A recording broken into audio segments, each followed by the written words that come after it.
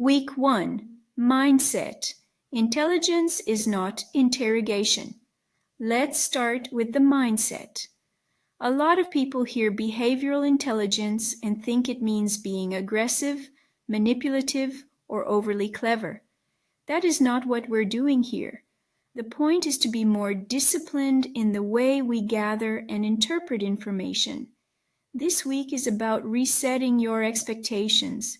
In LP meetings, what matters is often not the first answer you hear, but the underlying reality behind it. So the first question is, what are we actually trying to learn in this meeting? Take a moment now and think about a recent LP call.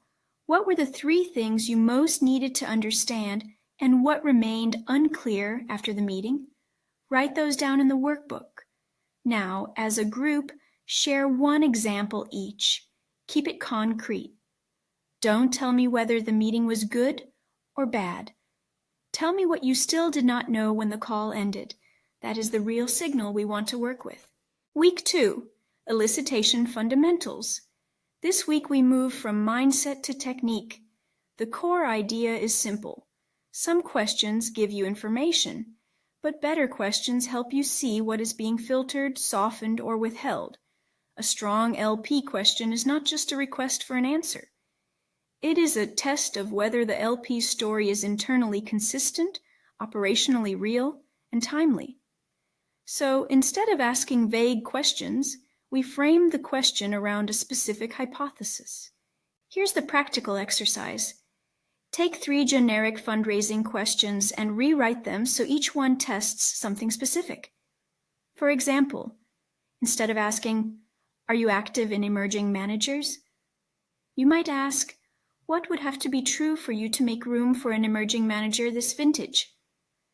As you do this, pay attention to the intent behind the question. The wording can change, but the objective should stay sharp. This is what makes the process repeatable rather than random. Week 3, Behavioral Signals. Now we turn to how LPs communicate beyond the words themselves. We are not trying to read minds. We are trying to notice changes. Changes in pace, tone, detail, warmth, hesitation, and specificity. The useful comparison is not between one LP and another. It is between the same LP's baseline behavior on safe topics and their behavior when the conversation touches something sensitive. In this week's exercise, choose 2 topics from a recent call, one safe topic and one potentially sensitive topic. Ask, how did the LP sound on each? Where did they get detailed? Where did they become vague, careful, or abrupt? A useful habit is to write this down immediately after the call. If you wait too long, you will remember the conclusion but lose the texture. The texture is often where the real signal lives. Week 4, Question Design for LPs. This week is about tailoring your questions to the LP type. A pension, a fund of funds, an endowment, an insurer, a family office, and a DFI all have different internal pressures, decision paths, and constraints. That means your questions need to reflect context. You are not just asking, "Are you interested?" You are asking, "What matters in your process, and where could someone like us realistically fit?" Break into LP-type groups and build a short radar of questions for one archetype. Keep them precise. Keep them practical. And make sure each question has a reason for being asked. When you come back together, compare notes. Often, the best learning comes from seeing how the same concept needs to be expressed differently, depending on the allocator profile. Week 5, Objection Handling. This is where the work becomes especially practical. Objections are not just things to overcome. They are information channels. When an LP says we're over-allocated or timing isn't right, the question is not simply how to respond politely. The question is, what is this objection actually telling us? Is it a hard constraint, a soft constraint, a process issue, or a relationship management answer? Use the 4-step structure from the playbook. Acknowledge, clarify, probe, and test the next step. The goal is to separate genuine blockers from polite deflections and to get closer to a real answer. In this exercise, take 2 real objections from your own pipeline and work them through the framework. The aim is not to win the conversation. The aim is to improve the quality of the information you leave with. Week 6, Track Record and First Fund Skepticism. This week is for emerging managers and for anyone supporting them. First-time fund conversations are often about more than track record. They are about confidence in process, conviction in the team, alignment, and evidence of judgment.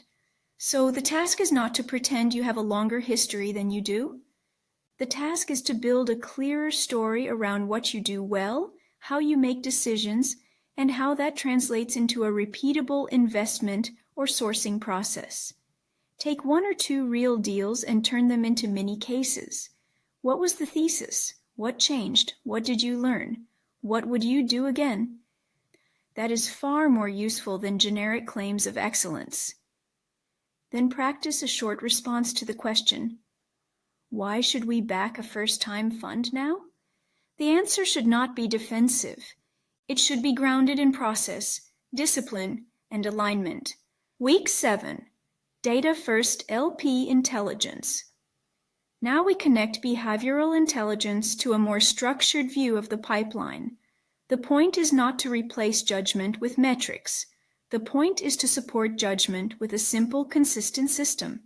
Build your LP intelligence dashboard using a handful of fields that matter: classification, momentum, hard signals, and next step.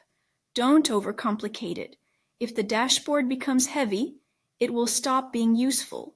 The real value is in pattern recognition. Which LPs are consistently showing behavioral momentum? Which ones stay friendly but never advance?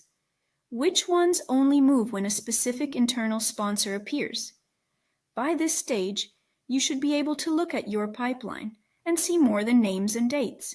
You should be able to see where the real probability sits. Week 8, Integration and Cadence. This final week is about making the system stick. A good workshop is not one that produces enthusiasm for a day. It is one that changes how the team behaves next week and next quarter.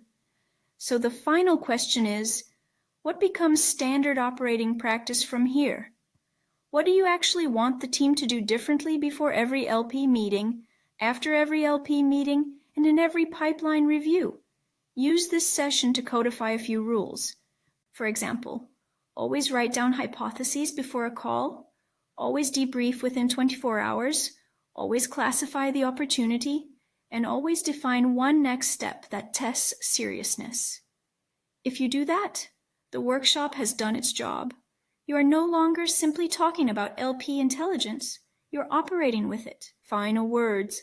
The purpose of this workshop is to give you a system that is practical, repeatable, and easy to use. The value is not in having clever language. The value is in changing how your team prepares, listens, interprets, and acts. If you keep one thing from the workshop, keep this. Every LP conversation should produce a clearer view of reality than you had before the call. If it does not, the process needs to improve. Thank you for taking the time to work through the workshop. Now the job is to use it in live meetings.